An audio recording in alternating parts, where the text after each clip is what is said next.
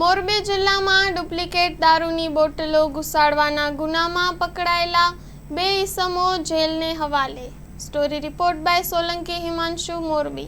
જાન્યુઆરી 2025 SMC દ્વારા મોરબી જિલ્લામાં 2 અલગ દિવસે એસએમસીની દારૂની રેડ કરવામાં આવી હતી, જેમાં એક રેડ ટંકારા કરવામાં આવી હતી, જેમાં 11 લાખનો મુદ્દામાલ કબજે કરેલ હતો। એ વખતે સ્થળ પર કોઈ આરોપી મળેલ ન હતા અને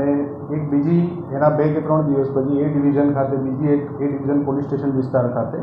ચનાળા વિસ્તારમાં બીજી એક રેડ કરવામાં આવી હતી, જેમાં કુલ મુદ્દામાલ 1,11,00,000નો હતો, જેમાં કુલ 11 આરોપી એ વખતે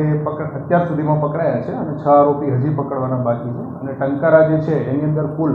17માંથી 9 આરોપી હાલના દિવસ સુધી પકડાયેલ છે અને 8 આરોપી બાકી છે।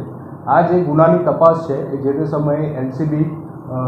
બ્રાન્ચને આપવામાં આવી હતી, જેના માટે એલસીબીએ મહારાષ્ટ્ર, ગોવા, કર્ણાટક અને રાજસ્થાન રાજ્યમાં અલગ ટીમ મોકલીને આ ગુનાના કામે જે દારૂનો જથ્થો મળી આવે તે તમામ દારૂ ડુપ્લિકેટ હોવાનું